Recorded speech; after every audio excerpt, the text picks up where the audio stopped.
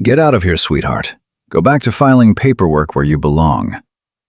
Marcus Holloway's voice cut through the equipment room like a blade. His boot caught Sarah Chen's ankle mid-step, deliberate, vicious, sending her crashing down the concrete stairs. The crack of her shoulder hitting stone echoed. 12 trainees laughed. No one moved to help. Sarah lay there, silent, collecting her scattered gear with hands that didn't shake. But 3 stories above, in the observation tower's darkened glass, Deputy Director Morrison's coffee cup hit the floor. He'd seen that breathing pattern before. Baghdad, under mortar fire. His hand was already reaching for the phone. "Get me 2 more deputy directors," he said, his voice cold as death. "Authorization code red. We're locking down this entire base." The equipment room smelled like rubber and old sweat.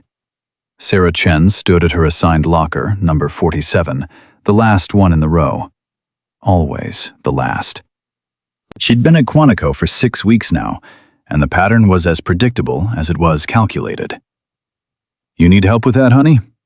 Marcus Holloway's voice came from behind her, dripping with false concern. "Those harnesses can be tricky for someone your size." Sarah's fingers didn't pause, and she threaded the climbing harness through the buckle. "I'm fine, thank you." "Just trying to be helpful."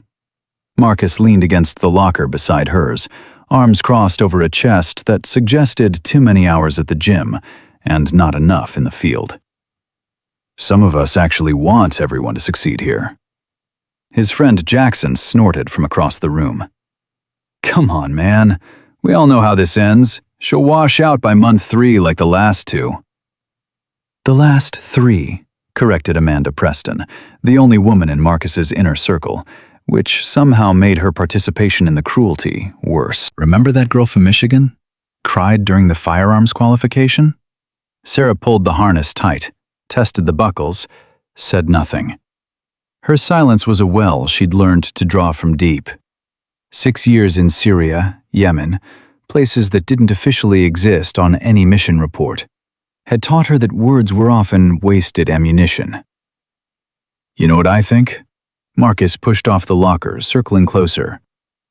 "I think you're in over your head, Chen. I think you got here on some diversity checkbox, and now you're too proud to admit you don't belong." The equipment room had gone quiet. 14 other trainees were watching now, waiting to see how this played out. Some looked uncomfortable. None intervened.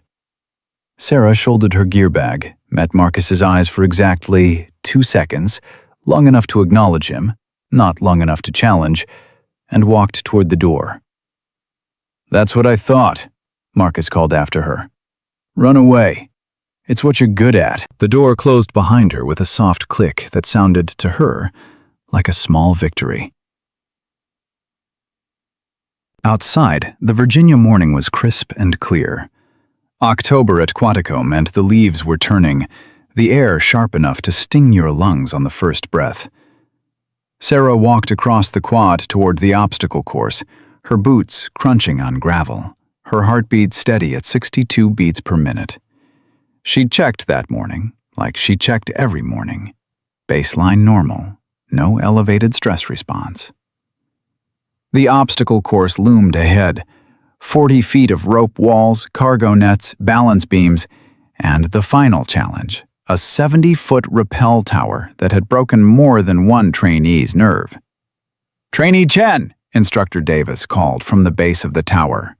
He was old-school FBI, 30 years in, with a face like worn leather and eyes that missed nothing. "You're up first today." "Yes, sir." "Harness check." Sarah presented herself for inspection. Davis's hands were quick and professional, tugging each strap, testing each buckle. He paused at the main carabiner, frowned, adjusted something, moved on. "You're good. Get climbing." The tower was cold steel and peeling paint. Sarah started up the ladder, her breathing measured, her focus narrow. This was the part of training she actually enjoyed, the pure physicality of it, the problem-solving of body mechanics and weight distribution. No politics here, No legacy admissions. Just you and gravity and the question of whether you'd prepared enough. Below, the other trainees gathered. She could hear Marcus's voice, loud and performative. $20 says she freezes at the top. You're on, Jackson replied. I say she makes it halfway down and then panics. Sarah reached the platform. 70 feet up, the world looked different. Smaller. The people below were just shapes and colors. She clipped into the rappel line, checked her carabiner twice, old habits from operations where equipment failure meant more than just a failed grade, and positioned herself at the edge. On belay, she called down. Belay on, Instructor Davis's voice came back. Rappelling! Rappel on! Sarah leaned back into the harness, felt the rope take her weight, and stepped backward off the platform. The first 10 feet were smooth, textbook technique. Push off, control the descent, land light, repeat. She could do this in her sleep, had done it in her sleep during those weird training dreams that still visited her sometimes. 20 feet down. 30. That's when she felt it. A subtle wrongness in the harness. A shift in pressure that shouldn't be there. 40 feet. The main support strap was loosening. Not catastrophically, not yet. But wrong. Definitely wrong. She looked down. Marcus was staring up at her, and even from this distance, she could see his expression. Not concerned. Anticipatory. The realization hit her in the same moment the harness failed. He'd tampered with her equipment during the inspection. That pause. That adjustment Davis had made. Marcus must have loosened it beforehand, knowing the instructor would tighten it. But not enough. Not if the initial sabotage was subtle enough. The harness gave way with a sound like a sigh. Sarah had perhaps 1 second of true weightlessness. 1 second where training, instinct, and 6 years of live combat experience collided into a single imperative. Protect the head, protect the spine, turn the fall into something survivable. She twisted, tucked, tried to grab the rope. The impact drove the air from her lungs and the thought from her mind. The world came back in pieces. Sky, voices, pain in her left shoulder that was sharp and specific, the metallic taste of adrenaline. Jesus Christ. Don't move her. Get the medic. Told you she wasn't ready. Sarah's eyes focused. She was on her back on the crash mat, which had probably saved her life, but felt like it was made of concrete. Her gear was scattered around her. The rope hung above, swaying slightly, the failed harness dangling uselessly. Marcus's face appeared above her, his expression a mask of theatrical concern. Jen! Oh my God, are you okay? That harness must have been defective. His eyes told a different story. They were bright with something that might have been excitement, might have been satisfaction. Sarah tried to speak, but her lungs were still remembering how to work. Someone get Instructor Davis, Marcus was saying, loud enough for everyone to hear. This is serious. This is a major equipment failure. Other faces crowded in. Amanda looked genuinely shocked. Jackson looked scared. A few others just looked like they were witnessing something they'd later describe in hushed tones in the cafeteria. Instructor Davis pushed through the crowd, dropped to one knee beside her. Jen, can you hear me? Don't try to move. Medic's coming. Sarah managed a breath, then another. Her shoulder was screaming, but she'd dislocated shoulders before. Syria. During an exfil gone bad. This was manageable. I'm okay, she whispered. You're not okay. You just fell 40 feet. 30, Sarah corrected, her voice getting stronger. 40 feet would have been worse. A laugh rippled through the crowd, nervous and relieved. Don't try to be a hero, Davis said, but there was something in his eyes, a reassessment happening in real time. The medic arrived, a no-nonsense woman named Torres, who immediately took command. Everyone back. Give her space. Chen, I'm going to check your vitals. Tell me if anything feels wrong. Sarah lay still while professional hands probed and checked. Shoulder definitely dislocated. Possible bruised ribs, scrapes and contusions. But nothing broken. Nothing that wouldn't heal. "We need to transport you to medical," Torres said finally. "That shoulder needs imaging." "I can walk." "I'm sure you can. You're still riding in the ambulance."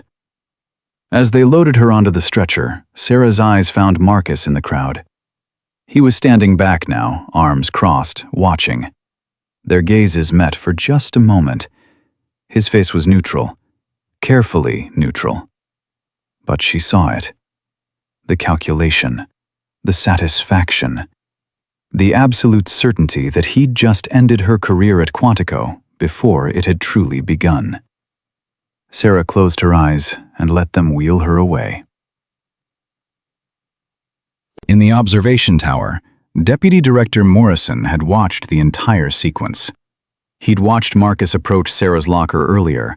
The tower had security cameras everywhere, and Morrison had access to all of them. He'd watched the equipment room interaction.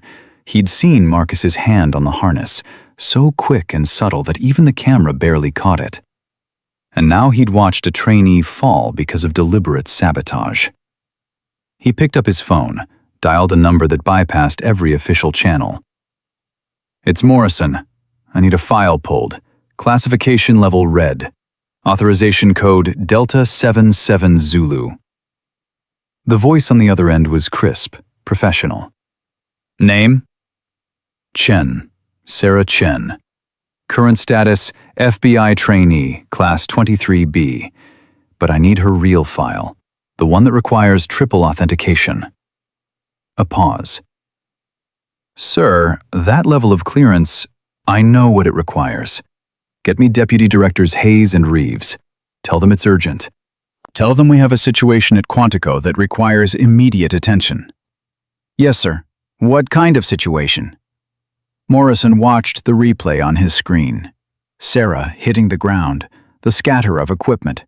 Marcus's face, that flash of satisfaction before he remembered to look concerned. "The kind," Morrison said slowly, "where someone just made the worst mistake of their life, and they don't even know it yet." The medical facility at Quantico was efficient and sterile. Sarah lay on an examination table while a doctor she'd never met studied X-rays with a frown. "Dislocated shoulder, as suspected. Also some impressive bruising. You're lucky you didn't break anything." "Yes, sir." "I'm going to reduce the shoulder. It's going to hurt." "I understand." The doctor positioned himself, placed his hands with professional confidence. "On 3. 1. He pulled on 2. Old doctor's trick. The shoulder socket made a sound like a small branch breaking, and then the pain shifted from acute to manageable. Sarah didn't cry out, she just breathed through it, the way she'd learned to breathe through a knife wound in Aleppo, through a bullet graze in Kandahar, through things she couldn't discuss with anyone who didn't have the same security clearance. "Remarkable pain tolerance," the doctor observed, applying a sling. "Most people scream." "Most people haven't had much practice." He looked at her then. Really looked. "Where'd you serve?" The question hung in the air. Sarah met his eyes, made a decision. "I didn't, sir. I'm just a trainee." The doctor held her gaze for a long moment, then nodded slowly. "Of course, my mistake." He finished with the sling. "You'll need to rest this for at least 2 weeks. No training, no physical activity." "Sir, the gauntlet exercise is in 72 hours. Then you'll miss it. Doctor's orders." Sarah sat in the medical facility waiting room, her arm in a sling, and considered her options. She could report the sabotage. She could call it out. But what proof did she have? A feeling? An instinct? Marcus would deny it. The equipment would be examined and deemed defective. She'd be labeled paranoid, bitter, looking for excuses. Or she could do what she'd done for 6 years in the field: adapt, observe, and wait for the right moment. "Trainee Chen?" She looked up. A young officer she didn't recognize stood in the doorway. "Deputy Director Morrison would like to see you. Now." Sarah stood, ignoring the pull in her shoulder. "Deputy Director Morrison is here?" "He's in the tower. He asked for you specifically." The walk across campus felt long. Other trainees stared. Word had spread fast. Some looked sympathetic. Others looked like they'd just seen their suspicions confirmed. She wasn't cut out for this. The observation tower was off limits to trainees. Sarah had never been inside. The officer led her up 3 flights of stairs to a room full of monitors and equipment that probably cost more than her hometown's annual budget. Deputy Director Morrison stood with his back to her, watching a replay on the main screen. It showed her fall from 3 different angles. "Sir," Sarah said quietly. He didn't turn around. "How's the shoulder?" "Manageable, sir." "I imagine it is." He finally turned to face her. Morrison was in his late 50s, gray at the temples, with eyes that had seen too much to be fooled by much. "I watched it happen. All of it." Sarah's heartbeat ticked up exactly 3 beats. 65. Still controlled. "The fall was unfortunate, sir. Equipment failure." "Don't." His voice was sharp. "Don't insult my intelligence. And don't insult yours." Silence filled the room. Morrison walked to his desk, picked up a tablet, held it out to her. "I've been watching you since you arrived, not because of who you pretend to be, because of who you actually are." Sarah took the tablet with her good hand. The screen showed a photograph, younger version of herself, in different uniform, different life. "I need to know something, Lieutenant Chen," Morrison said, using her real rank for the first time. "Are you planning to blow your cover? Are you going to report what that privileged little bastard did to you?" Sarah looked at the photo, then back at Morrison. "No, sir." "Why not?" "Because my mission isn't to expose one arrogant trainee. It's to assess the entire system. And what happened today," she gestured at the screens showing the obstacle course, "tells me everything I need to know about that system." A smile ghosted across Morrison's face. "I pulled your real file. Required authorization from 2 other deputy directors. Do you know what I found?" "Sir, 47 successful operations. 6 years in the field." "Decorations that would make a 4-star general jealous. And a psych evaluation that says you have, quote, an exceptional ability to maintain cover even under extreme duress." He paused. "Falling 40 feet counts as extreme duress, wouldn't you say?" 30 feet, sir." He laughed, short and sharp. "There it is. The attention to detail that makes you so damn good at your job." He moved closer, lowered his voice. "The gauntlet starts in 72 hours. The doctor says you can't participate." "Yes, sir." "But you're going to anyway." It wasn't a question. Sarah met his eyes. "I didn't come this far to miss the final examination because of a dislocated shoulder." Morrison nodded slowly. "Marcus Holloway's family has produced 3 FBI directors. His grandfather helped found the Academy's training program. He thinks that legacy makes him untouchable." "Everyone's touchable, sir. It's just a matter of finding the right pressure point." "And what's his?"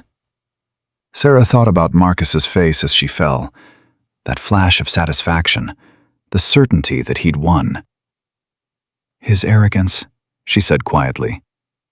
"He thinks he already knows everything. That makes him predictable."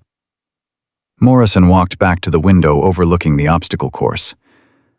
2 other deputy directors are arriving tonight. This thing you're doing, this assessment, it's bigger than you know. We've suspected for years that the Academy has become more about connections than competence. But suspicion isn't proof. And you need proof. We need a catalyst. We need something so undeniable, so public, that change becomes inevitable. He turned back to her. Think you can give us that in 72 hours? Sarah looked down at her arm in the sling, felt the ache in her shoulder, thought about 6 years of operations where she'd had worse injuries and still completed the mission. Yes, sir. I can do that. Good. Morrison moved to the door, paused with his hand on the handle. One more thing, Lieutenant. When this is over, when your real identity comes out, that young man who sabotaged your harness is going to have his entire world destroyed. His career, his reputation, his family's legacy. All of it gone. Sarah considered this. Is that a warning, sir? It's a question. Can you live with that? She thought about the other trainees who'd watched her fall, the ones who'd looked uncomfortable but said nothing, the culture that had created Marcus Holloway and a dozen others like him, the system that valued pedigree over performance. I've lived with worse, sir. Morrison nodded, satisfied. 72 hours, Lieutenant. Show me what asymmetric warfare looks like when it comes home. The door closed behind him, leaving Sarah alone in the tower room. She walked to the window, looked down at the obstacle course where she'd fallen, where Marcus Holloway thought he'd broken her. Her good hand reached up, touched the sling, felt the throb of her shoulder. In Syria, she'd once completed a 40-mile exfil with a bullet wound in her leg. In Yemen, she'd talked her way past enemy checkpoints with 3 cracked ribs. This was just Tuesday. Sarah Chen smiled for the first time in 6 weeks. The game was about to change, and Marcus Holloway had no idea what was coming. The cafeteria that evening buzzed with speculation. Sarah sat alone at a corner table, her tray untouched, her arm still in the sling. 2 tables over, Marcus held court with his usual entourage. I'm telling you, the equipment was faulty, he was saying, loud enough for half the room to hear. Pure accident. Could have happened to anyone. Jackson nodded along. Lucky she wasn't killed. Lucky she's tough enough to take it, Amanda added, and Sarah couldn't tell if that was meant as a compliment or another dig. A shadow fell across Sarah's table. She looked up to find Instructor Davis standing there, holding his own tray. Mind if I sit? It's your cafeteria, sir. Davis sat anyway, his movements deliberate. He ate a forkful of something that might have been meatloaf, chewed, swallowed. Doc says you're cleared for the gauntlet, limited duty. Yes, sir. That shoulder's going to be a liability out there. I'll manage. Davis set down his fork, leaned forward slightly. You know what I think, Chen? I think you've been managing this whole time. Managing to stay average. Managing to stay invisible. Managing to look exactly like someone who doesn't belong here. Sarah's pulse didn't change. Sir, I've been teaching at this academy for 12 years. I've seen 1,000 trainees come through. Most of them are exactly what they appear to be. But every once in a while, he paused, his eyes sharp. Every once in a while, someone comes along who's too carefully average. You know what I mean? Sarah met his gaze. No, sir. Sure you don't. Davis picked up his fork again. The gauntlet starts at 0500. You're assigned to Omega Team. Lowest performers, worst equipment. Expected to lose within 24 hours. Your team leader is Trainee Rodriguez. Good kid, tries hard. No tactical sense whatsoever. Understood. One more thing. Davis's voice dropped. That harness you fell from? I inspected it personally after the incident. Someone with training, real training, had tampered with the release mechanism. Not enough for me to spot on a quick check, but enough to cause failure under load. Sarah's hand tightened on her water glass. "Are you saying—" "I'm not saying anything official, but if I were you, I'd watch my back during the gauntlet. Accidents happen out there, especially to people certain other trainees think don't belong." He stood, picked up his tray, and walked away without another word. Sarah sat very still, processing. Davis knew, or suspected, which meant others might too. The cover was thinner than she'd thought. Her phone buzzed, a text from an unknown number. "Tower, midnight, come alone." She deleted it immediately. The observation tower at midnight was dark except for a single desk lamp. Sarah climbed the stairs quietly, her shoulder protesting with each step. The door was unlocked. Inside, 3 people waited. Deputy Director Morrison, she knew. The other 2 were strangers, but their bearing told her everything. Senior leadership, the kind who made decisions that changed agencies. "Lieutenant Chen," Morrison said. "Deputy Directors Patricia Hayes and David Reeves." Hayes was a woman in her early 60s, steel gray hair pulled back severely, eyes like a raptor. Reeves was younger, maybe 50, with the build of someone who still ran every morning and the scars of someone who'd done more than push paper.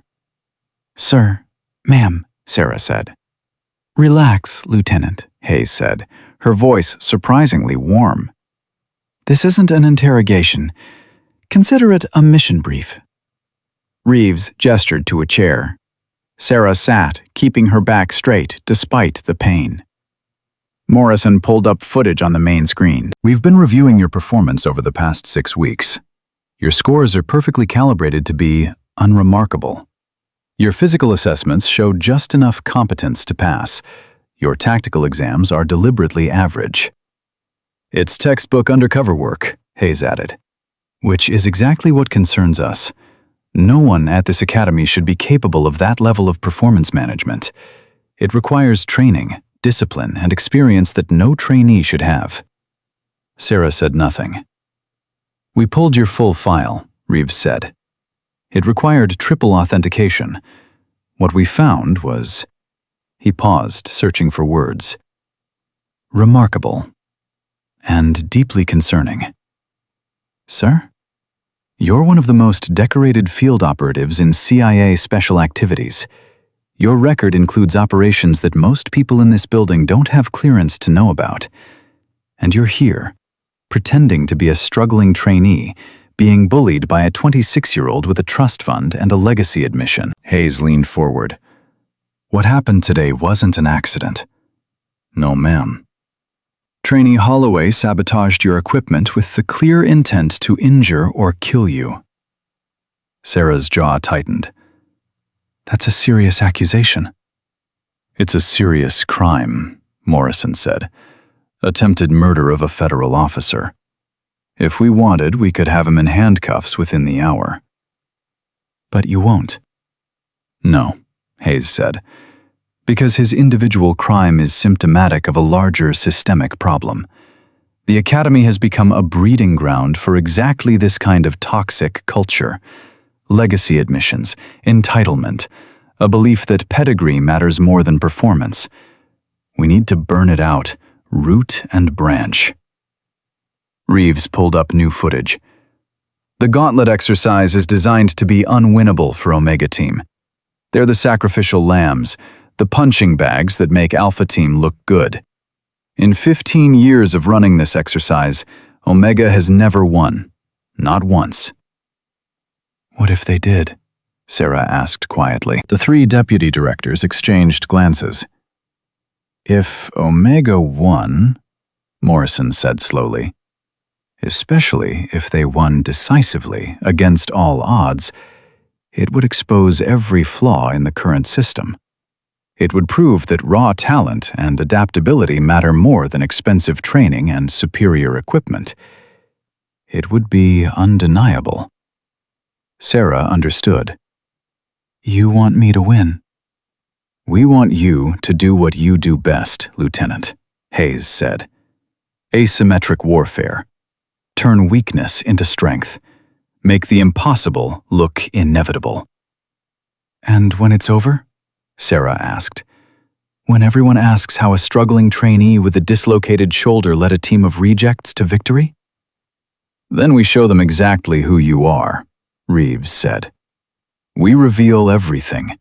Your record, your rank, your decorations. And we let the contrast between who they thought you were and who you actually are destroy every assumption this academy is built on. Sarah sat back, ignoring the spike of pain in her shoulder. Trainee Holloway's career will be over. His career was over the moment he tampered with that harness, Morrison said flatly. The only question is whether his failure becomes a private matter or a public lesson. How much operational freedom do I have? Hayes smiled, and it wasn't kind.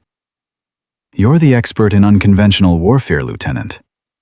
Surprise us. The gauntlet briefing began at 0430. 50 trainees crammed into a briefing room that smelled like coffee and nervous sweat. Sarah sat in the back row of Omega Team's section, her arms still in a sling, watching Marcus command the room from Alpha Team's front row. The chief instructor, a grizzled former Marine named Sergeant Major Collins, stood at the front. Listen up. The Gauntlet is a 72-hour field exercise designed to test everything you've learned. Alpha Team, you are federal agents hunting a domestic terrorist cell. Omega Team, you are that cell. Alpha has superior numbers, equipment, and resources. Omega has desperation and terrain knowledge. Marcus raised his hand. Sergeant Major, with all due respect, isn't this exercise a bit... He paused for effect. Predetermined? Alpha Team always wins. Collins's expression didn't change. Always is a dangerous word in warfare, Trainee Holloway. Underestimate your enemy, and you'll find out why. I'm just saying, looking at Omega's roster, Marcus gestured dismissively toward Sarah's section. This seems like more of a training exercise than an actual challenge. Several Alpha Team members laughed. Sarah watched Rodriguez, Omega's designated team leader, shrink in his seat. Trainee Chen, Collins called out suddenly. You're injured. Doc cleared you for limited duty. You want to sit this one out? Every eye in the room turned to her. Sarah stood slowly, feeling the weight of their stares. No, Sergeant Major. You sure? That shoulder's going to be a problem. Every operation has problems, Sergeant Major. You adapt. Something flickered in Collins's eyes. Respect, maybe, or recognition. Outstanding. Take your seat. As Sarah sat, she caught Marcus staring at her. His expression was complex, confusion mixed with irritation. He'd expected her to quit, expected the fall to break her. Collins continued the briefing, laying out rules of engagement, safety protocols, boundaries. Sarah barely listened. She was watching Rodriguez, a compact 24-year-old from El Paso who looked like he wanted to disappear into his chair. After dismissal, Sarah caught up with him in the hallway. Rodriguez? He turned, looking wary. Chen, look, about the exercise, you're team leader. Yeah, and we both know how this ends. We're outgunned, outmanned, and honestly, he gestured at the departing Omega team members. Half our team can't find north without a GPS. Can I ask you something? Sure. Why are you here? At the academy? Rodriguez blinked, surprised by the question. My dad was FBI, 23 years. Died in the line during a kidnapping rescue. I wanted to... He paused, swallowed hard. I wanted to finish what he started. He teach you anything about the job? He used to say the best agents weren't the strongest or the fastest. They were the ones who could think 3 moves ahead. Sarah smiled slightly. Smart man. Listen, I know I'm just another injured trainee slowing you down, but I have an idea about how we might not lose quite as badly as everyone expects. Rodriguez studied her. I'm listening. First, I need to know your communication protocols. What kind of devices are we allowed in the field? Standard issue tactical radios. Personal phones are permitted but discouraged since they can be tracked. What about apps? Religious apps, for example. Rodriguez's eyebrows rose. That's actually interesting. There's a prayer app I use, 5 times a day reminders. Nobody would think twice about it. Exactly. What if that app could send more than just prayer reminders? Understanding dawned in Rodriguez's eyes. You want to use it as a covert communication channel. Alpha Team will be monitoring standard frequencies. They'll be tracking radio traffic, looking for command patterns. But a prayer app sending encrypted notifications to individual team members? That's invisible. Rodriguez stopped, looked at her harder. Where'd you learn to think like that? Sarah's expression didn't change. My dad was military. He taught me some things too. It was the truth, just not the whole truth. The gauntlet began in darkness. 0500 on a cold October morning, the kind where your breath made clouds and the ground was hard with frost. Omega Team assembled at the extraction point, a clearing in the woods 5 miles from the main academy campus. Sarah counted heads, 12 of them total. Rodriguez, Chen, Martinez, a bookish woman who'd washed out of every physical test. Thompson, older, a former accountant trying to reinvent himself. Williams, Jackson, not Marcus's Jackson, a different one, who had a pronounced limp from a training injury. Lee, Patterson. The rejects, the strugglers, the ones who didn't belong. All right, listen up, Rodriguez said, his voice shaking slightly. We have 72 hours to evade Alpha Team. They have helicopters, tracking dogs, thermal imaging, the works. We have... He looked down at their equipment. Basically, nothing. We have terrain, Sarah said quietly. Everyone turned to look at her. We have terrain, she repeated. We have the home field advantage. We know these woods from training. We know the creek beds, the caves, the old logging roads.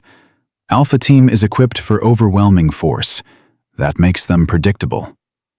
Martinez spoke up, her voice uncertain.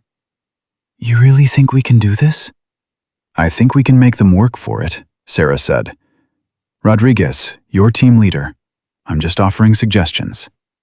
Rodriguez met her eyes, seemed to make a decision. What kind of suggestions? First, we split up. Not random, strategic. Martinez, you're our best navigator. Take Thompson and Williams. Use the creek bed system. Stay wet, stay cold. The dogs can't track through running water. We'll freeze, Thompson protested.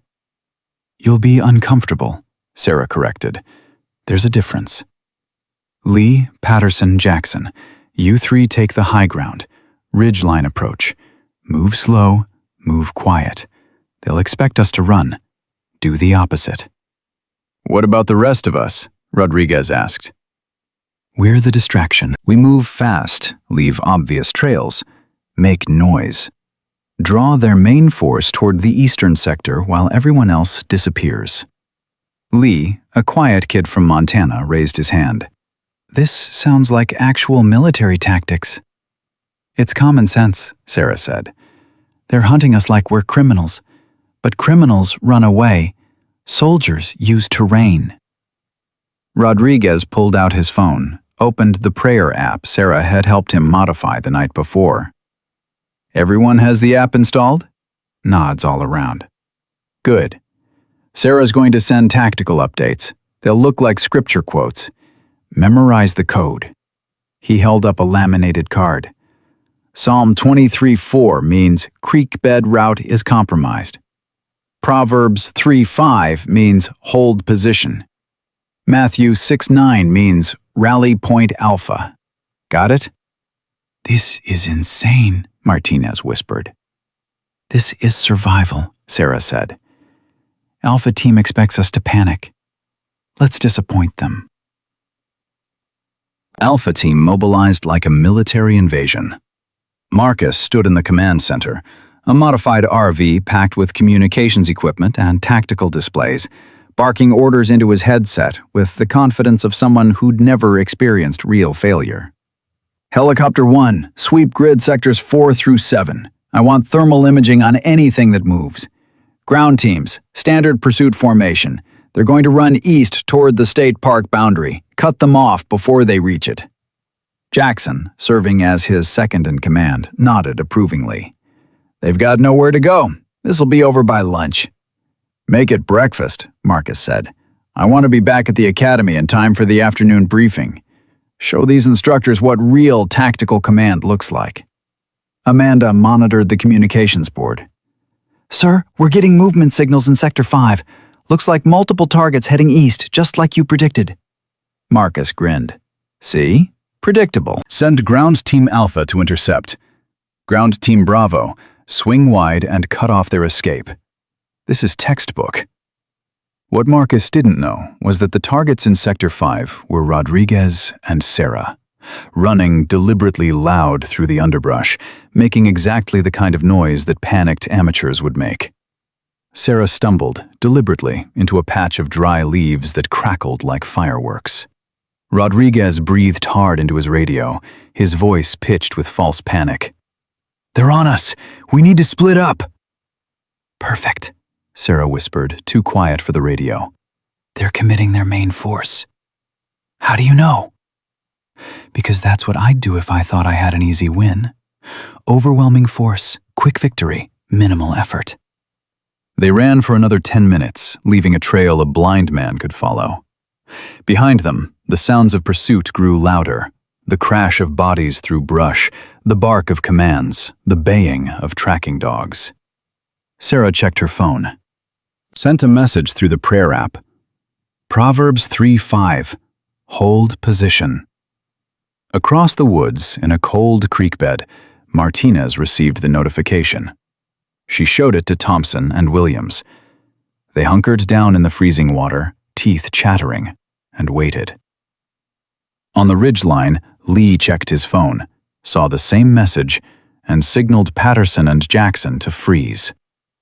They became statues among the trees. Sarah and Rodriguez reached a pre-positioned rally point, a small cave barely large enough for 2 people. They crawled inside, and Sarah pulled out a thermal blanket, wrapping it around them both. Now what?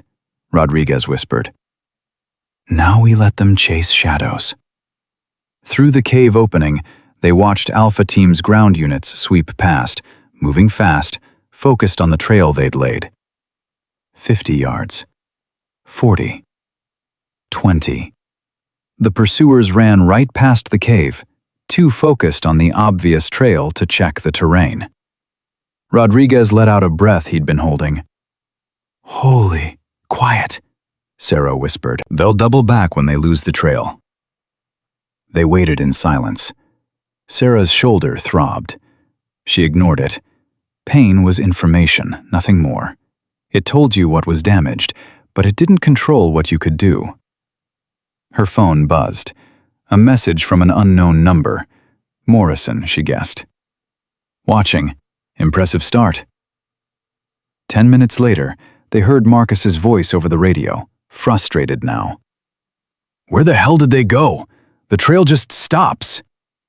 Searching the area, sir, came the response. No thermal signatures, no tracks. It's like they vanished. They didn't vanish. They're here somewhere. Expand the search grid. Sarah smiled in the darkness of the cave. She pulled out her phone, sent another message. Matthew 6:9. Rally point Alpha. Across the woods, Omega Team began to move again, not retreating. circling, using the distraction of Alpha's massed forces to slip through the gaps in their coverage. "You're enjoying this," Rodriguez whispered. "I'm doing my job," Sarah replied. "Your job is to be a trainee." Sarah turned to look at him in the dim light. "My job is to not lose. There's a difference." They waited until the sounds of pursuit faded into the distance, then slipped out of the cave and began moving in the opposite direction from Alpha Team's search. The game had just begun, and Marcus Holloway had no idea he was already losing. Hour 18. Marcus threw his headset across the command center, the crack of plastic against metal echoing through the RV. His face was red, veins prominent at his temples. "This is impossible," he said, his voice tight. 12 untrained rejects with broken equipment do not evade a superior force for 18 hours. It doesn't happen. Amanda looked up from the communications console, her confidence from the morning now replaced with something that looked like fear. "Sir, we've lost contact with Ground Team Charlie. They were supposed to check in 15 minutes ago." "What do you mean, lost contact?" "Radio silence. GPS shows them stationary in Sector 9, but they're not responding to hails." Jackson leaned over the tactical display, his finger tracing patterns that made no sense. "This is wrong. Look at the movement vectors. Omega's not running away from us. They're circling us." Marcus shoved him aside. "They're panicking, running in circles because they're scared and stupid." "Then why haven't we caught a single one?" Jackson's voice had an edge now. 18 hours, Marcus. We haven't captured one person." The radio crackled. A voice came through, strained and embarrassed. "Command, this is Ground Team Delta. We need extraction." Marcus grabbed the microphone. "Say again, Delta. You need what?" "Extraction, sir. We walked into a hornet's nest, literally. 3 of us are going into anaphylactic shock. We need medical, now." Amanda's eyes widened. "Sir, the weather forecast." There was a notation about bee activity in— "I don't care about bees," Marcus shouted. "They're bees. Work around them." "Sir, Trainee Cooper is allergic. His throat is closing. We need—" Marcus slammed the microphone down. "Fine. Send them back. Everyone else, tighten the perimeter. They can't hide forever." But even as he said it, doubt crept into his voice. 18 hours. No captures. And somewhere out in those woods, Chen was still moving with a dislocated shoulder, making him look like a fool. In the observation tower, Hayes watched the tactical display with an expression that might have been a smile. Morrison stood beside her, his arms crossed. "She's magnificent," Hayes said quietly. "Look at this. She's using their strengths against them. Their superior communications make them predictable. Their better equipment makes them noisy. Their confidence makes them sloppy." Reeves pulled up a different screen, showing encrypted data streams. "The prayer app was brilliant. Our monitoring systems logged it as religious notifications.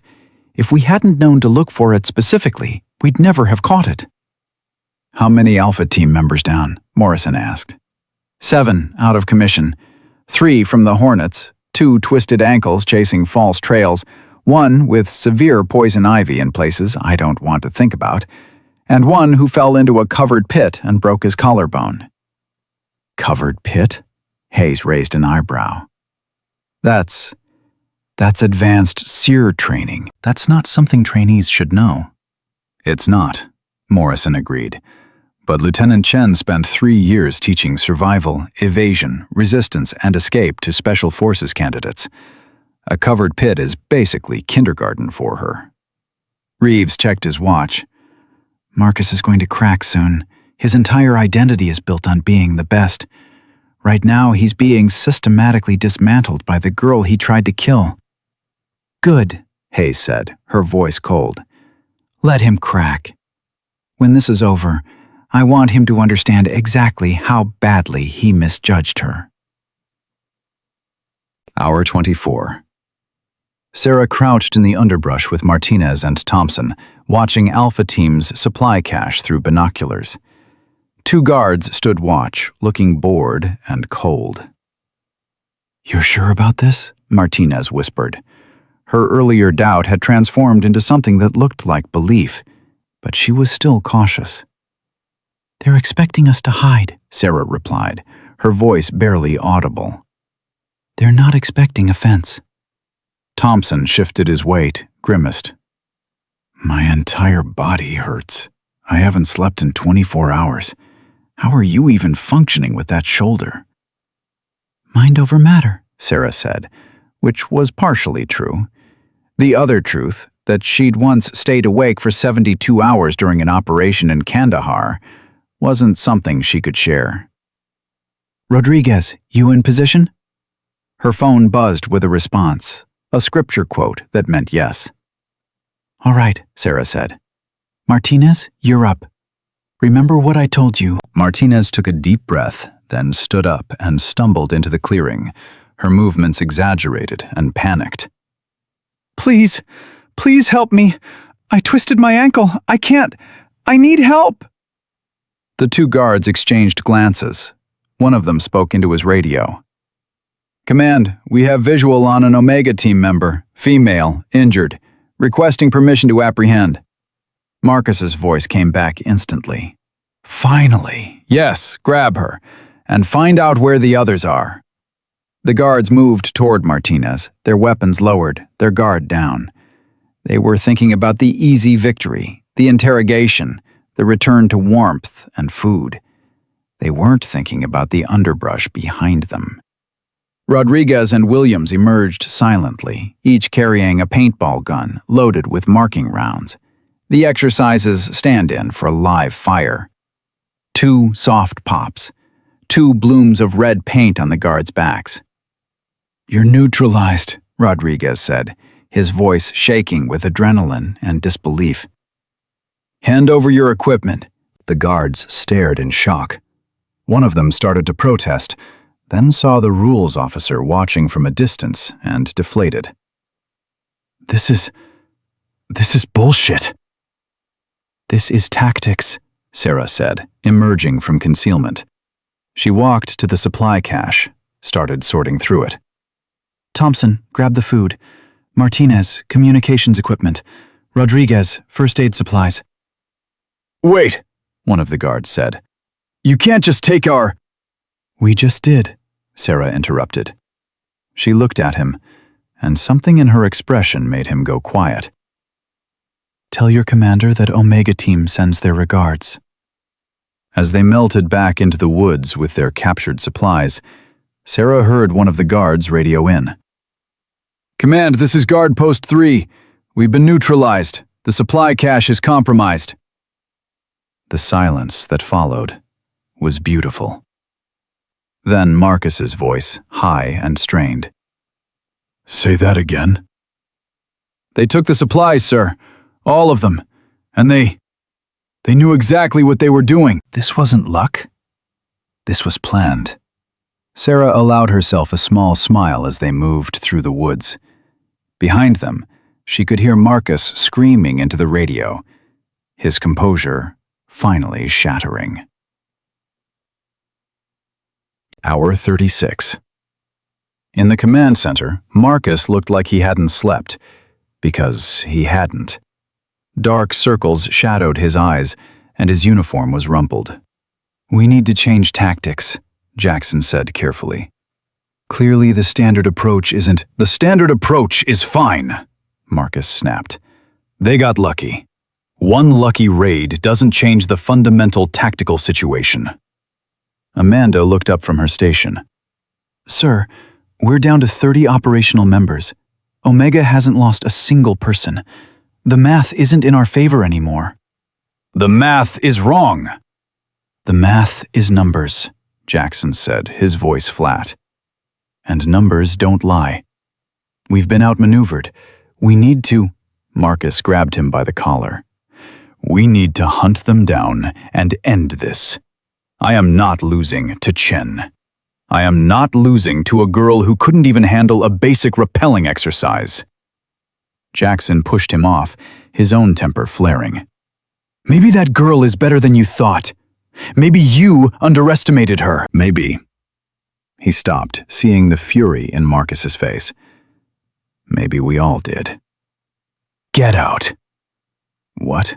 Get out of my command center. You're relieved. Jackson stared at him for a long moment, then turned and walked out. Amanda started to speak, thought better of it, stayed silent. Marcus stood alone in the command center, staring at the tactical display that showed his forces scattered and demoralized.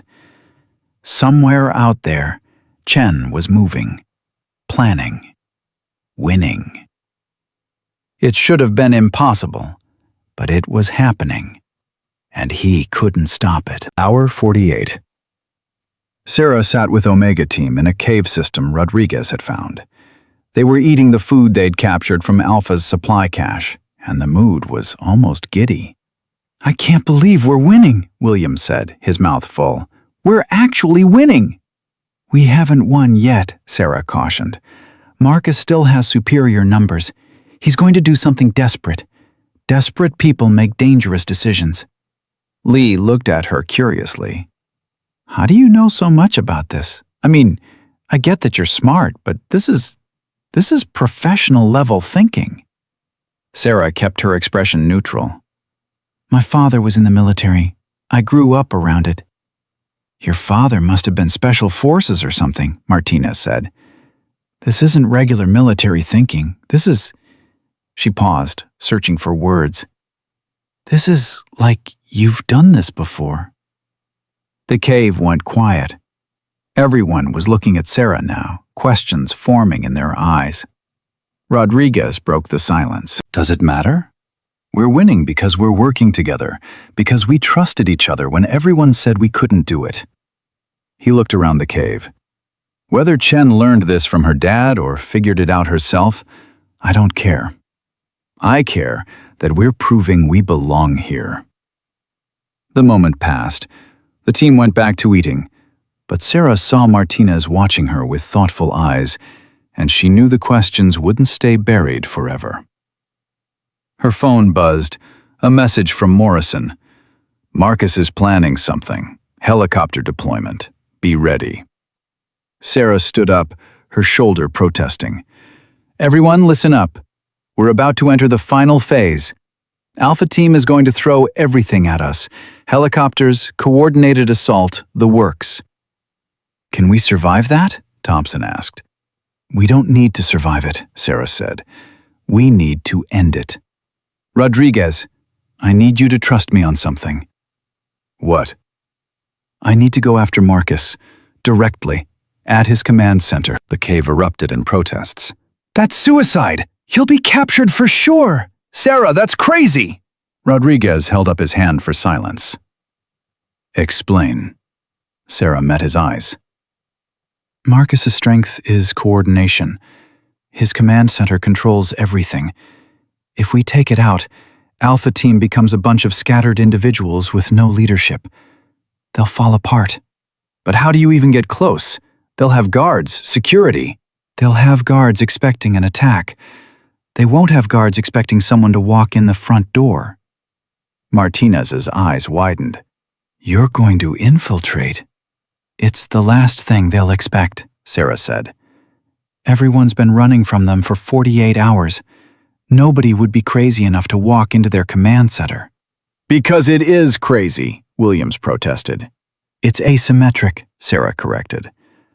"Rodriguez, I need the team to create a diversion, something big enough to pull their attention away from the command center." "Can you do that?" Rodriguez studied her face, seems to find what he was looking for. "Yeah, we can do that.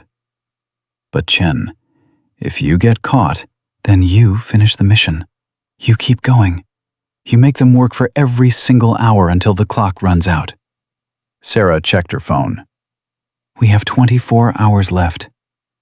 Let's make them count." Hour 60. Marcus stood outside the command center, watching his team prepare for what he was calling the final sweep. Every remaining operational member of Alpha Team was here, armed and ready. This ends now, he told them. Coordinated assault, multiple vectors. We flush them out of whatever hole they're hiding in, and we end this embarrassment. His phone rang. The Academy's chief instructor, Sergeant Major Collins. Trainee Holloway, I'm calling to remind you that the exercise ends in 12 hours. Current status shows 0 Omega captures. That's about to change, Sergeant Major. I certainly hope so. For your sake. Collins paused. One more thing. I'm watching the tactical feeds. You're making the same mistake officers have made for centuries. What mistake is that, sir? You're fighting the war you want instead of the war you have. Your enemy isn't following your script. Adapt or die. The line went dead. Marcus stood there, the phone still at his ear, Collins's words echoing in his head. Then he shook it off. Collins was old guard, didn't understand modern tactical doctrine. "Move out," Marcus ordered. "I want them found in the next 3 hours." As Alpha Team deployed, Sarah watched from a maintenance shed 50 yards from the command center. She'd been here for 20 minutes, timing the guard rotations, watching the patterns. She'd changed clothes, found a spare instructor's jacket in an unattended vehicle, put her hair up under a cap. With the sling removed and her posture adjusted, she looked like someone who belonged. Someone official. Her phone buzzed. Rodriguez. "Diversion starting in 5 minutes." Sarah typed back. "Make it loud." The explosion, simulated but impressive, lit up the eastern sky. Fireworks rigged to training charges set off in perfect sequence to sound like a coordinated attack. Alpha Team's radio net erupted in panic. "Contact! Multiple hostiles! Sector 12! They're attacking the perimeter! All units, converge on Sector 12!" The guards at the command center looked at each other, clearly torn between their post and the action. One of them spoke into his radio. "Command, should we maintain position or respond to contact?" Marcus's voice came back, high and excited. "Maintain position! It might be a feint!" But when a second explosion went off, closer this time, the guards wavered. One of them started moving toward the commotion. "We should help! Stay at your post!" the other one hissed. Sarah chose that moment to walk out of the shed, clipboard in hand, moving with the purposeful stride of someone who had every right to be there. "Excuse me," she called out, her voice pitched to carry authority. "Instructor Martinez, I need to do a quick safety check on the communication equipment." The remaining guard looked uncertain. "Ma'am, we're in lockdown." "Which is exactly why I need to verify the backup systems are functional." Sarah walked past him without waiting for permission, her body language radiating the confidence of someone who does this every day. "This'll take 5 minutes. Continue your patrol." She was at the command center door before he could formulate a protest. Her hand on the handle, her heart rate at 72 beats per minute, elevated but controlled. Inside, Amanda sat alone at the communications console, monitoring the chaos. She looked up when Sarah entered, her expression shifting from surprise to confusion. "Chen? How did you—" Sarah held up one hand, her voice calm. "It's over, Amanda." "What?" Sarah walked to the main tactical console, placed her hand on Marcus's empty command chair. "The exercise. It's over. You can surrender now, or you can wait for the clock to run out. But either way, Omega won." Amanda stood up, her hand moving toward the radio. "You can't be here. This is against the rules." "Check the rules," Sarah said. "Omega Team objective. Evade capture for 72 hours. Secondary objective. Demonstrate tactical superiority. There's nothing that says we can't take the fight to you." Marcus is chasing ghosts in Sector 12, while I'm standing in his command center." Sarah moved to the tactical display, studied it for a moment. You're down to 23 operational members. They're scattered across 6 sectors chasing a fireworks display. Even if he calls them back now, Omega Team can evade for the remaining hours. Amanda's face was pale. You planned this. All of it. The 18 hours of hiding. The supply rate. The diversion. This was always your strategy. Not mine, Sarah said. Rodriguez is team leader. I just made suggestions. That's... Amanda stopped, really looked at Sarah for the first time. Saw past the quiet trainee, the injured shoulder, the girl who didn't belong. Who are you? Sarah reached out and gently tapped Amanda's shoulder, triggering the tactical vest's proximity sensor. A soft chime echoed through the command center. The automated voice announced, "Team member neutralized. Command structure compromised." Amanda stared at the red lights on her vest, then back at Sarah. This isn't possible. You're injured. You're barely qualified. I'm exactly what I need to be, Sarah said quietly. She picked up the radio microphone. Omega Team Actual, this is Omega 6. Command center secured. Mission accomplished. Rodriguez's voice came back, shaking with disbelief and joy. Say again, Omega 6? Mission accomplished. Rally Point Alpha. 20 hours early. Through the window, Sarah could see the guards returning, confusion written on their faces. They'd heard the announcement. They knew what it meant. The exercise was over, and for the first time in 15 years, Omega Team had won. Amanda sank into her chair, her hand trembling as she reached for the radio. I need to call Marcus. Go ahead, Sarah said. Amanda keyed the microphone. Command to all units. Exercise terminated. Return to base. Omega Team victory. The radio silence that followed was profound. Then Marcus's voice, barely controlled. Say that again. It's over, Marcus. Chen infiltrated the command center. She neutralized me. Per the rules, Omega Team wins. That's... No. No! Check the footage. She must have violated... But the rules officer's voice cut in, official and final. Exercise concluded. Omega Team victory confirmed. All personnel return to debriefing. Sarah stood in the command center, her shoulder throbbing, her body exhausted, and allowed herself one moment of satisfaction. Then her phone buzzed. Morrison. Well done, Lieutenant. Now comes the hard part. Report to the main auditorium in 1 hour. Bring your team. It's time to show them who you really are. Sarah's moment of victory faded. The real test was about to begin, and Marcus Holloway's world was about to end. The main auditorium filled slowly. Omega Team entered together, still covered in dirt and sweat, their faces showing exhaustion mixed with disbelief. Rodriguez kept looking at Sarah like she might disappear if he blinked. I still don't understand how you knew, he said quietly as they took seats in the back row. The guard rotations, the command center layout, the timing. You knew everything. Sarah didn't answer. Her eyes were on the stage, where 3 figures in civilian clothes stood waiting.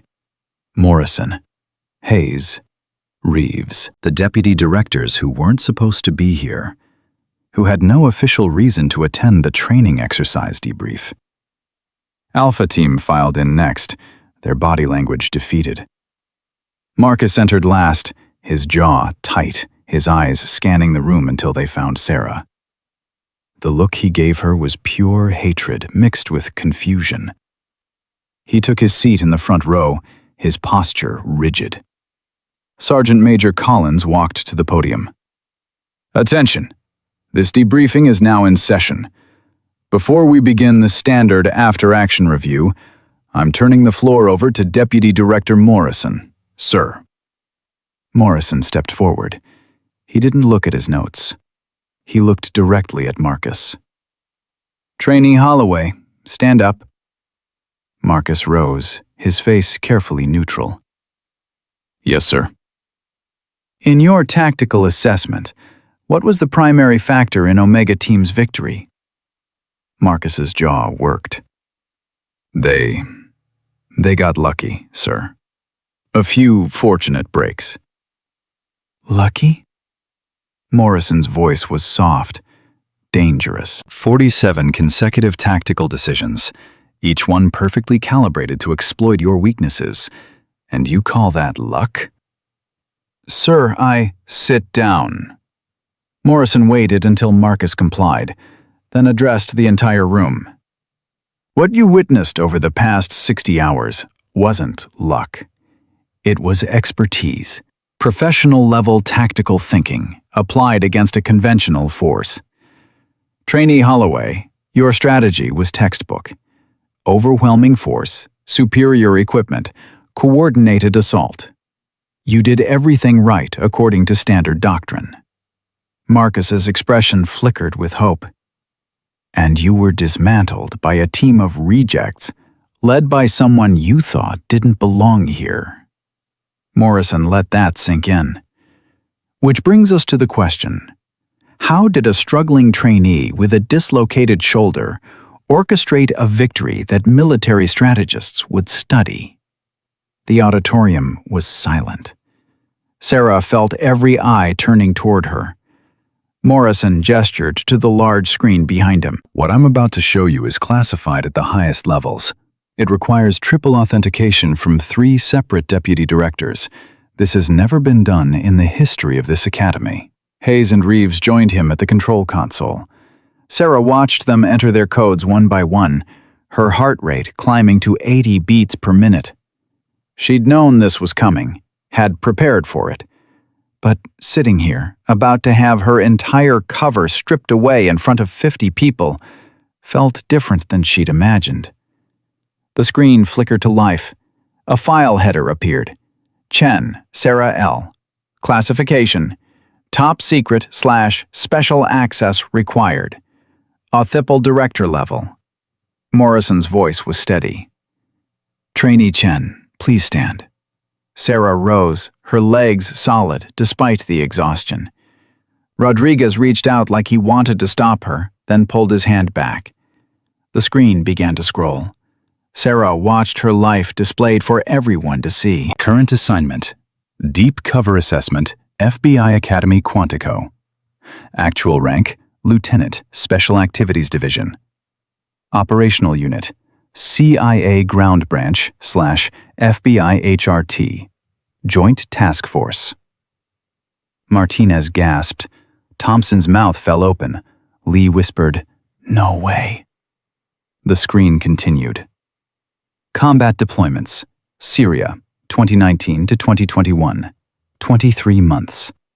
Active operations: Yemen, 2021 to 2022, 14 months. Active operations: Somalia, 2022 to 2023, 8 months. Active operations: Ukraine, 2023 to 2024, advisory role, classified. Williams turned to stare at Sarah. "You were in Syria?" The decorations began appearing. Each one felt like a punch to Sarah's carefully maintained cover. Awards and decorations: Distinguished Intelligence Cross, Silver Star, 2 oak leaf clusters, Bronze Star for Valor, Purple Heart, 3 oak leaf clusters, Intelligence Star. Rodriguez stood up, his voice shaking. 3 Purple Hearts? You were wounded 3 times? Sarah met his eyes. 4, actually. 1 wasn't documented. The screen shifted to her operational record. The room went absolutely silent. Specialty qualifications: Master rating, Infiltration / Exfiltration. Advanced SEER Instructor Certification. Asymmetric Warfare Doctrine Specialist. Combat Leadership, 47 successful solo operations. Fluent, Arabic, Pashto, Dari, Mandarin, Russian. Marcus had gone pale. His hands gripped the armrests of his chair so hard his knuckles were white. The final line appeared. Reason for current assignment: institutional assessment of FBI Academy training standards, cultural dynamics, and merit-based selection processes. Morrison let the silence stretch. Then he spoke, his voice carrying through the auditorium. Lieutenant Chen was sent here 6 weeks ago to evaluate this academy, to determine if we were producing the kind of agents this country needs, or if we had become a social club for the well-connected. He paused. Her report will determine the future of this institution. Hayes stepped forward. In those 6 weeks, Lieutenant Chen experienced systematic bullying, sabotage, and ultimately attempted murder when trainee Holloway deliberately compromised her safety equipment. The room erupted, trainees talking over each other, instructors leaning forward in shock. Collins had to call for silence twice. Marcus shot to his feet. That's a lie! It was an accident! The equipment was faulty! Morrison held up a tablet. We have security footage from the equipment room. We have forensic analysis of the harness showing deliberate tampering. We have testimony from Instructor Davis, who noted the sabotage after the incident. He looked at Marcus. Would you like to see the footage? Watch yourself adjust the release mechanism while Chen was distracted. Marcus's face went from pale to red. You don't understand. She didn't belong here. She was weak. She was a decorated combat veteran testing you, Reeves interrupted. And you failed spectacularly. Amanda stood up, her voice barely audible. Sir, we didn't know. If we had known...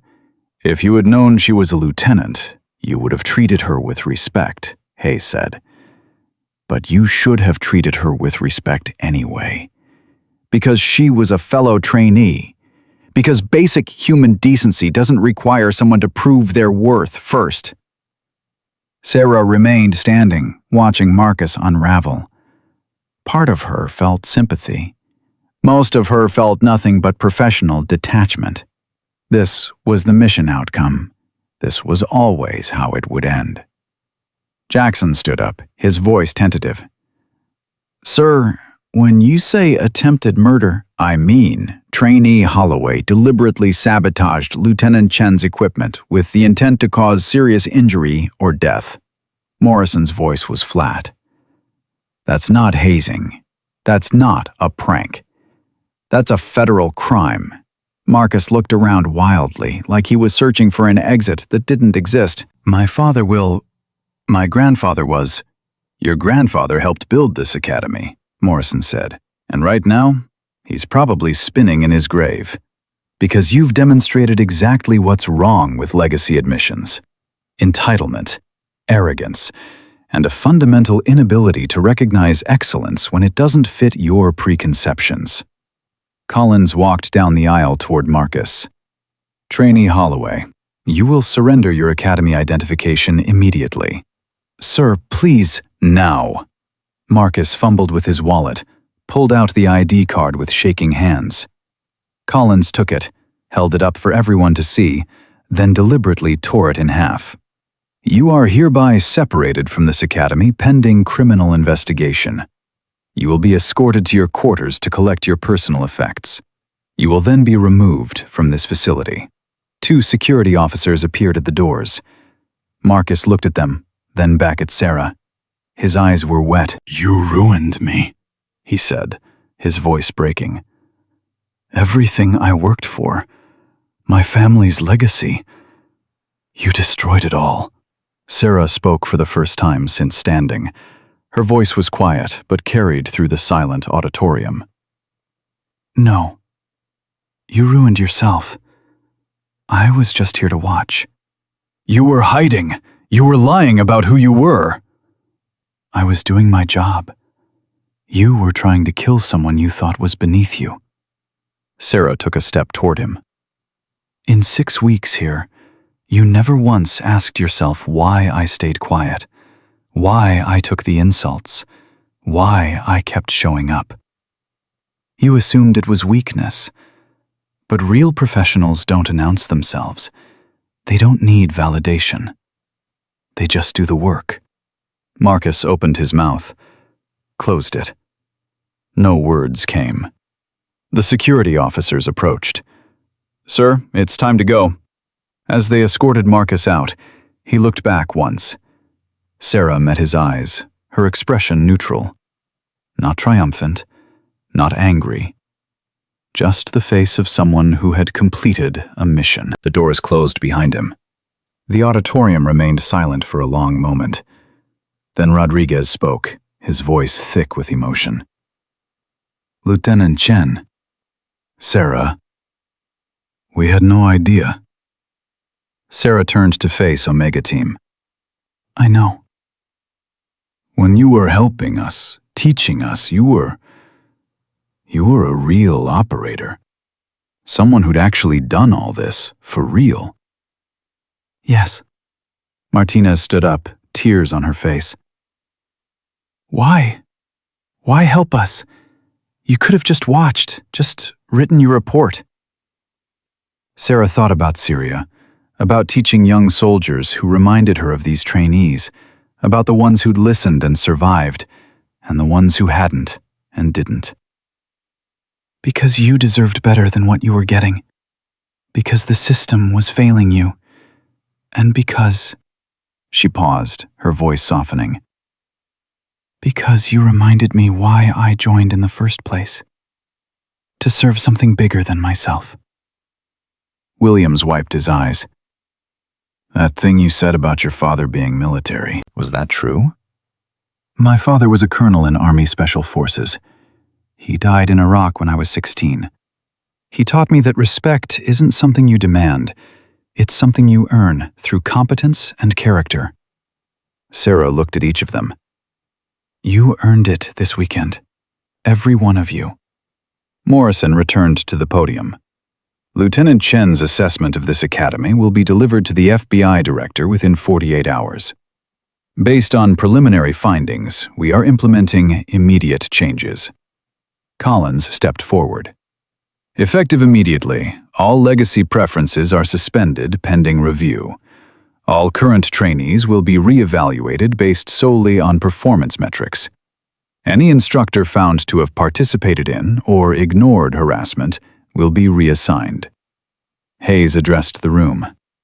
This academy was built to produce the finest law enforcement officers in the world. Somewhere along the way, we lost sight of that. We started valuing the wrong things. Lieutenant Chen's presence here, and your collective failure to recognize her excellence, proves we need fundamental reform. Reeves added, the gauntlet exercise results will be preserved as a teaching tool. Future classes will study how a team of underestimated individuals defeated a superior force through intelligence, adaptability, and trust. This is what we should have been teaching all along. Sarah's phone buzzed, a text from Morrison. Medical is waiting. Get that shoulder properly treated. You've earned it. Collins called out, Lieutenant Chen, you're dismissed. Report to medical immediately. Sarah nodded, started to leave. Rodriguez caught her arm gently. Hey, thank you. For everything. She managed a small smile. You did the work, Rodriguez. You led the team. I just made suggestions. Suggestions that won us an unwinnable exercise. There's no such thing as unwinnable. Just difficult. Sarah looked at the rest of Omega Team. You all proved that this weekend. Don't forget it. As she walked up the aisle, every trainee she passed stood. It started with Lee, then Martinez, then Thompson. One by one, the entire auditorium rose to their feet. Not at attention, not saluting, just standing, acknowledging. Sarah kept walking, her eyes forward, her shoulder screaming. She made it to the doors before the emotion hit her. 6 weeks of being invisible, of taking abuse, of watching a broken system grind down good people. And now this. Outside, the Virginia evening was cool and quiet. Sarah took a deep breath, let it out slowly. A voice spoke from the shadows. "That was quite a performance, Lieutenant." Sarah turned. Hayes stood there, her expression softer than it had been inside. "Not a performance, ma'am. Just the truth." "The truth is rarely that clean." Hayes walked closer. "You know what happens now, don't you? Marcus's family will fight back. They'll claim entrapment, political pressure. His grandfather's legacy will be invoked 1,000 times." "I know." "And you're prepared for that." Sarah thought about the young soldiers she'd trained in Syria, the ones who'd trusted her and lived because of it. The ones she'd sent into situations knowing some might not come back. "Ma'am, I've done harder things than face down a legacy family protecting their reputation." Hayes smiled. "I believe you have." She held out her hand. "It's been an honor, Lieutenant." Sarah shook it. "Thank you, ma'am." "One more thing. Your report. Be honest. Brutally honest. Don't pull punches because you're worried about political fallout. We need to know exactly how broken this place is, so we can fix it." "Understood." Hayes walked back toward the auditorium, leaving Sarah alone in the gathering darkness. Her phone buzzed again, this time a message from an unknown number. "This is Martinez. I don't know if this reaches you, but I wanted to say, you changed my life this weekend." I was ready to quit, to accept that I didn't belong. You showed me I was wrong. Thank you. Sarah stood there, reading the message 3 times. Then she typed back, "You always belonged. You just needed to see it. Keep fighting." She pocketed the phone and started walking toward the medical facility. Her shoulder throbbed with each step, but it was a good pain. The pain of a mission completed, a job well done. Behind her, the auditorium lights blazed. Inside, an institution was being forced to confront its failures. Ahead of her, a doctor waited to fix what could be fixed. And somewhere out there, Marcus Holloway was learning the hardest lesson of his life. That respect isn't inherited, it's earned. And once lost, it's almost impossible to get back. The medical facility was quiet at this hour. Sarah sat on the examination table, while a different doctor, this one with special operations experience written in the scars on his forearms, manipulated her shoulder with professional efficiency. "You've dislocated this before," he observed. "Multiple times. 3. 4, by the scar tissue pattern. When was the first?" Sarah closed her eyes, remembering. "Aleppo, 2020. Repelling extraction under fire." The doctor paused. "I was in Aleppo in 2020, Marine Special Operations." "Then you know why I didn't report it." "Yeah." He resumed working, his touch gentler now. "You know, when they told us a lieutenant was undercover here, half the medical staff didn't believe it.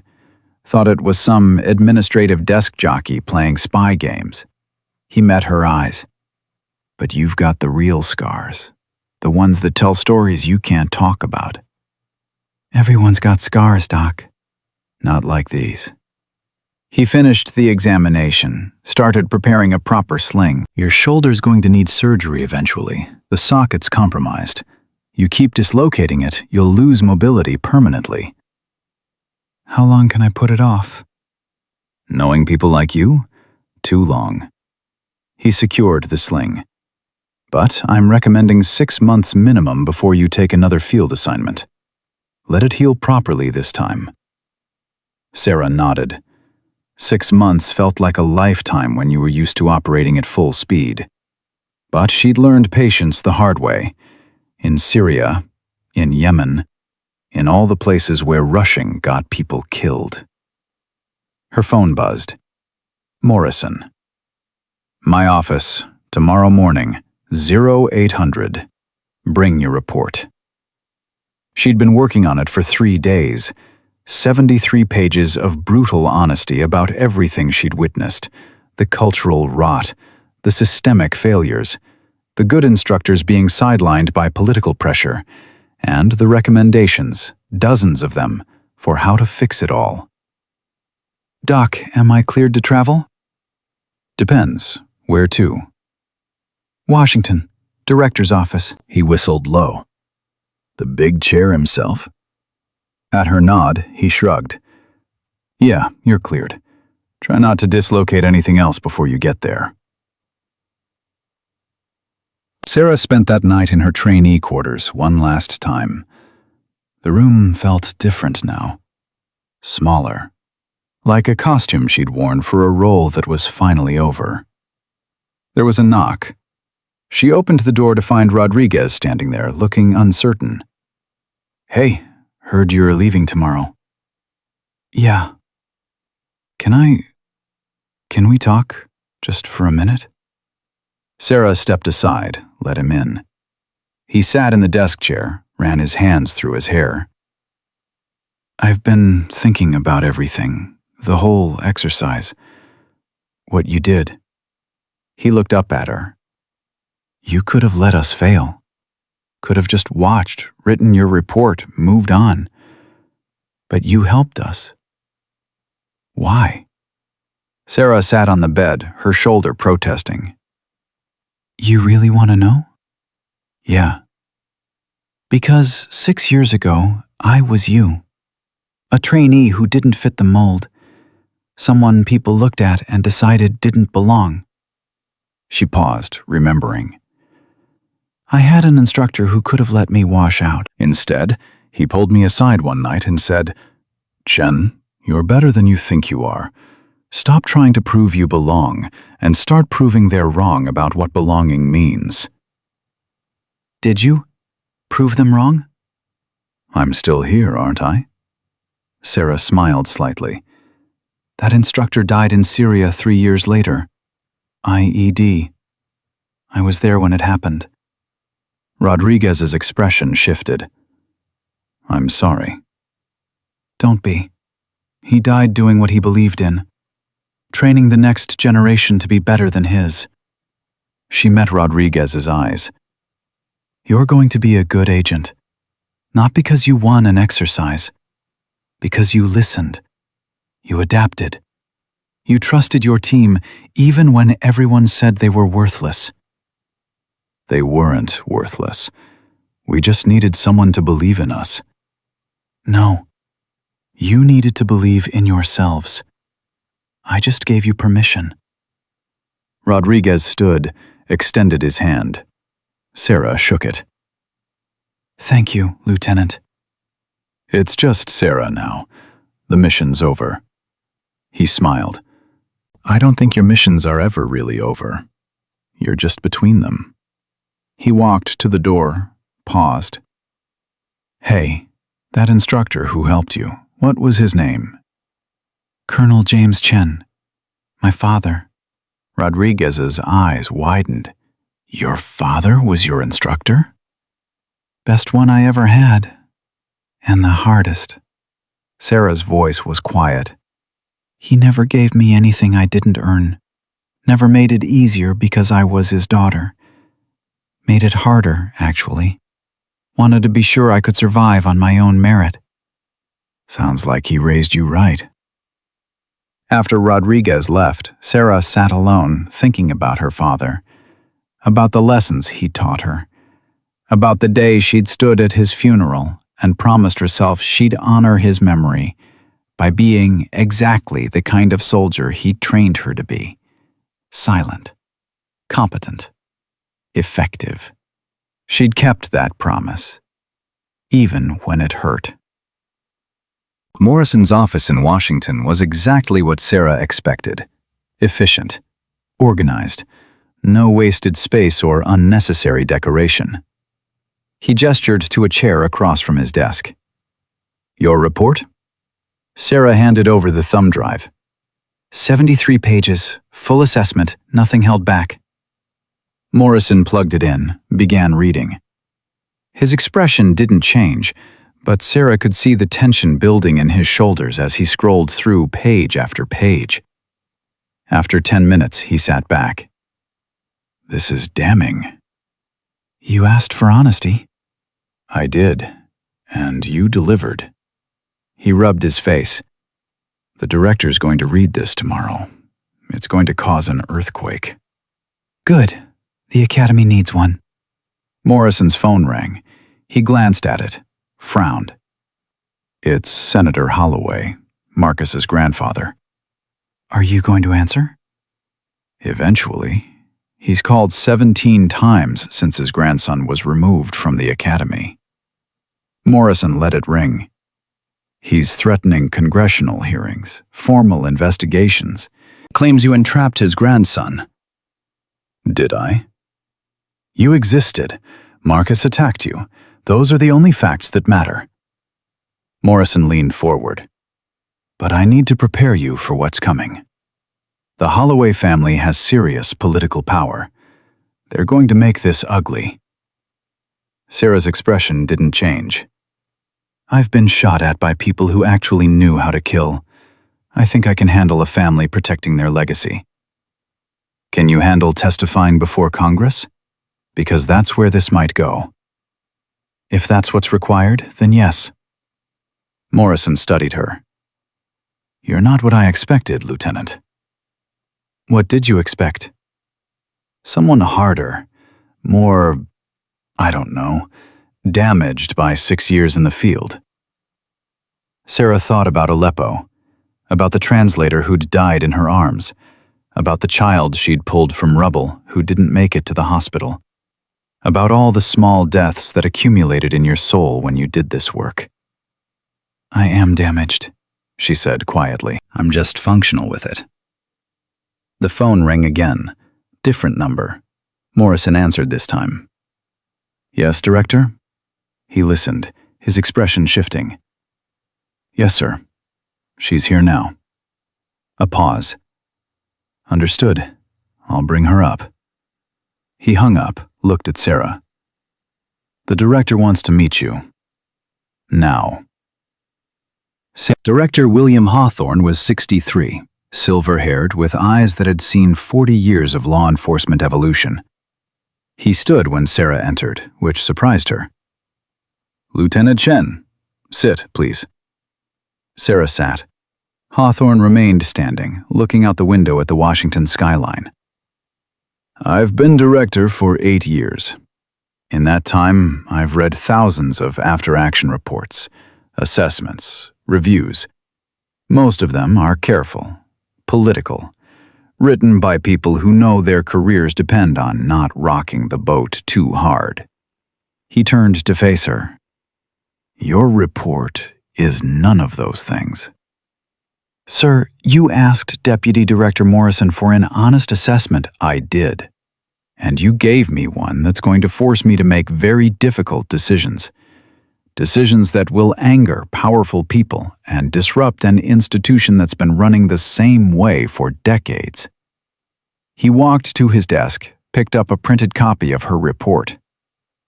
You call for elimination of all legacy preferences, mandatory anti-bias training, complete restructuring of the evaluation criteria, removal of 17 instructors, installation of regular undercover audits.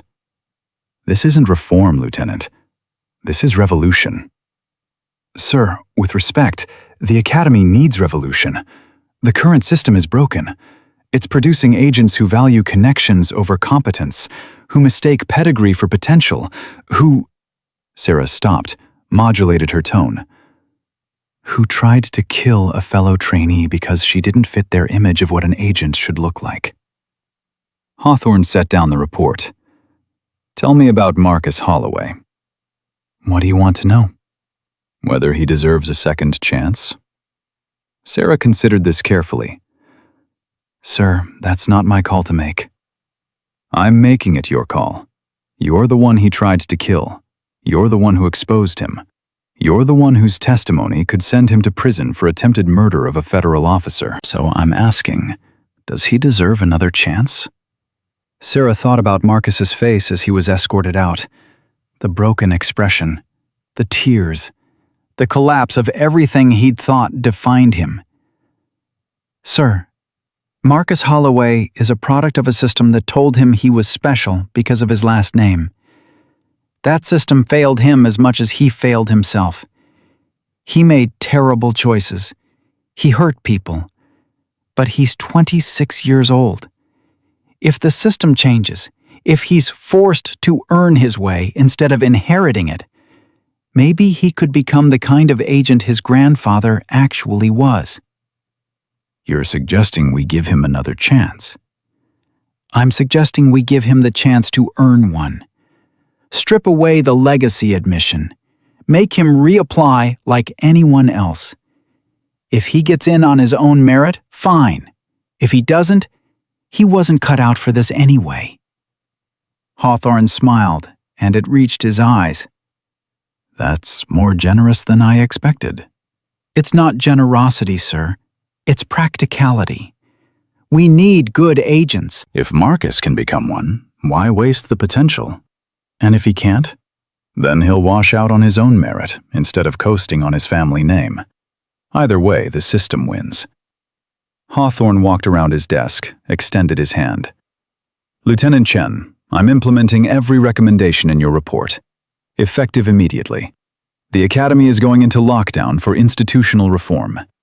It's going to be messy, political, expensive, and absolutely necessary. Sarah shook his hand, felt the strength in it. Thank you, sir. Don't thank me. You're the one who's going to help implement it. Sir? You're being assigned to the Academy as a permanent instructor, rank of captain. You'll oversee the new Red Team program, regular undercover audits to test for systemic failures. You'll also teach advanced tactics and asymmetric warfare. He paused. Unless you'd prefer to return to field operations? Sarah thought about Syria, about Yemen, about the adrenaline and the fear, and the constant awareness that every mission could be your last. Then she thought about Rodriguez, about Martinez, about the young agents who deserved better training than they were getting. I accept, sir, on one condition. Which is? Full authority to fail anyone who doesn't meet standards, regardless of connections, regardless of political pressure. Granted. Anyone else I need to know about? Rodriguez, trainee Miguel Rodriguez. He's got real potential. He listened. He adapted. He led a team of rejects to victory because he trusted them. Sarah met Hawthorne's eyes. He's exactly the kind of agent this bureau needs. I'll make note of it. Hawthorne returned to his desk. Dismissed, Captain. Report to Quantico in 2 weeks. Your shoulders should be functional by then. 1 year later, Sarah stood at the obstacle course watching a new class of trainees tackle the rappelling tower. A young woman named Cooper was climbing, her movements efficient and confident. She reached the platform, clipped in, and descended smoothly. Rodriguez, now a junior instructor, stood beside Sarah. Cooper's going to be good. Third best in her class. Third? Yeah, there's a kid from Montana, Jackson, who's exceptional, and Martinez, no relation to our Martinez, who thinks 3 moves ahead. Sarah smiled. Good. The Academy needs more people who think. It's different now, since the reforms. Rodriguez gestured at the training ground. No more legacy preferences. Every trainee here earned their spot, and they know it. How many have you failed this cycle? 11. Good. Standards matter. A voice called from behind them. Captain Chen? Sarah turned to find a young man in trainee uniform standing at attention. He was familiar, but she couldn't place him immediately. Yes? I wanted to thank you, ma'am, for your report. For what you did last year. I don't think we've met. No, ma'am, but my sister was in your class. Trainee Martinez. She washed out during your time there, but she reapplied after the reforms, made it in on merit. She's graduating next month. Sarah felt something warm in her chest. That's good to hear. She told me what you did, how you helped her believe she could do it. I wanted you to know it mattered. To her, to our family. He hesitated. To all of us who never thought we had a shot at this. After he left, Rodriguez spoke quietly. You changed a lot of lives that weekend. I just did my job. No, you did more than that. You proved that the system could change, that merit could actually matter. Sarah's phone buzzed, a text from an unknown number. This is Marcus Holloway. I know I don't have the right to contact you, But I wanted you to know I'm reapplying to the academy next cycle. No family connections, no legacy preference, just me and my qualifications. I don't know if I'll make it, but I'm going to try. And if I do, I'll earn it the way you earned everything you have. Thank you for showing me what that means. Sarah stared at the message for a long moment, then showed it to Rodriguez. Are you going to respond? No, he doesn't need my validation. He needs to prove it to himself. You think he'll make it? Sarah watched Cooper complete another perfect descent, then start climbing again without being told. Saw the determination in her movements, the refusal to settle for good enough. I think if he's willing to do the work, he's got a shot. And if he's not, the system will filter him out. Either way, it won't be because of his last name. Rodriguez nodded. That's the difference, isn't it? The system actually works now.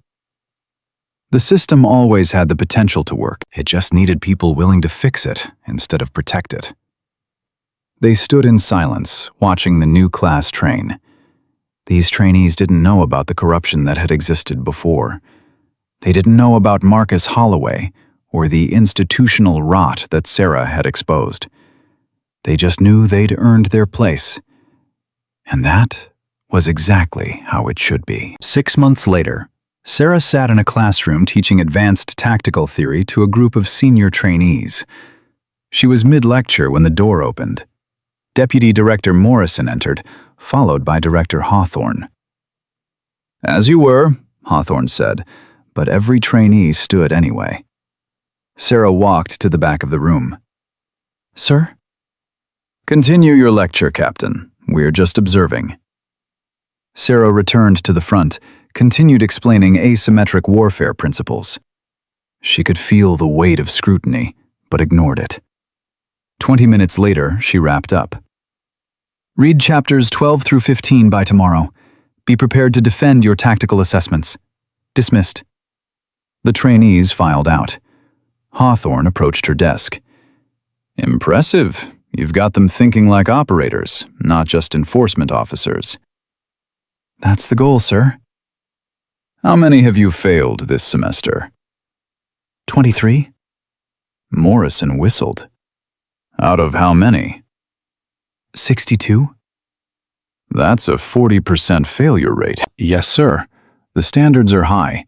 If they can't meet them, they shouldn't be in the field. Hawthorne smiled. I'm getting complaints from senators, congressmen, academy board members. They all say the same thing. The standards are too strict. The failure rate is too high. We need to be more flexible. Sarah's expression didn't change. Sir, if you need me to lower the standards, I don't. I'm telling you to ignore the complaints. Every agent you've certified has been exceptional in the field. Everyone you've failed has proven, in retrospect, that you were right to fail them. He paused. You've got full support from the top. Keep doing what you're doing. After they left, Sarah sat at her desk and allowed herself a moment of satisfaction. The academy wasn't perfect yet. There were still instructors who resented the changes, still political pressure to return to the old ways, still resistance to the idea that merit should trump connections. But it was better, Measurably, demonstrably better. Her phone buzzed. An email from the new trainee roster. She scanned the names, stopped at one entry. Holloway, Marcus A. Admission status, accepted, merit basis. Class start date, next Monday. Sarah stared at the name for a long moment.